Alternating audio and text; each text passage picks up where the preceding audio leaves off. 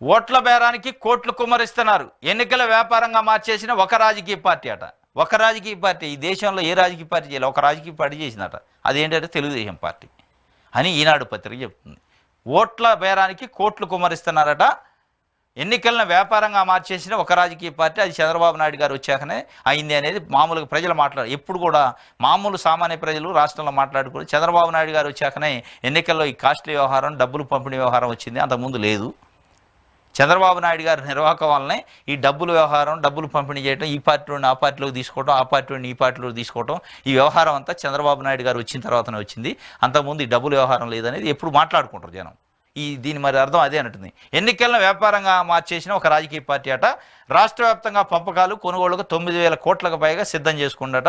Assembly నియోజకవర్గానికి 45 కోట్ల నుంచి 60 కోట్ల ఖర్చు. ఇప్పటికే మండలానికి 10 కోట్ల నుంచి 15 కోట్ల తరింపు. మండలాల వారిగా నమ్మిన బండ్లు బాధ్యతలు, ఎవరెవరికి ఎంతెంత ఇవ్వాలో జాబితా రూపొందించిన వ్యూహ బృందాలట. మొత్తానికి అయితే అంటే ఒక రాజకీయ పార్టీ 9,000 కోట్ల రూపాయలు సిద్ధంగా చేసుకుందట.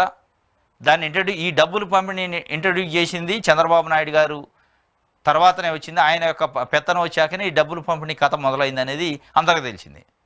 ఈ రెండు రాష్ట్రాల్లో చర్చించుకునేది. కాబట్టి 9,000 కోట్ల రూపాయలు మరి తెలుగుదేశం పార్టీ అయినా ఒక రాజకీయ పార్టీ అంటే సేకరించి పెట్టిందట.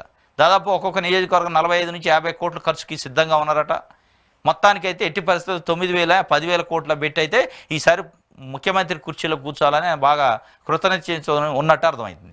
మరి అది ఒక రాజకీయ పార్టీ దేనికోసం రాసింది అనేది ఈనాడు పత్రిక ఇప్పుడు అర్థం చేసుకోవాలి. ప్రజలు అర్థం చేసుకునేది అంటే ఆ ఒక రాజకీయ పార్టీ తెలుగుదేశం పార్టీ, ఆ ఒక రాజకీయ నాయకుడు చంద్రబాబు నాయుడే.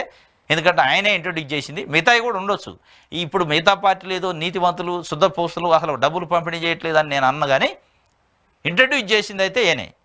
రాజకీయాన్ని వ్యాపారంగా చేసింది చంద్రబాబు నాయుడు గారు అనేది ఇవాళ ప్రజల్లో మాట్లాడుకుంటున్న మాట. కాబట్టి ఆ ఒక రాజకీయ పార్టీ అదే అనుకోవాలి ఇవాళ మనం. కాబట్టి రామోజీరావు గారు రాసి వార్త ఎట్లుంటుంది, ఒక రాజకీయ పార్టీయే డబ్బులు పంపిణీ కార్యక్రమం చేస్తుంటే మిగతా అన్ని శుద్ధ పూస పార్టీలట.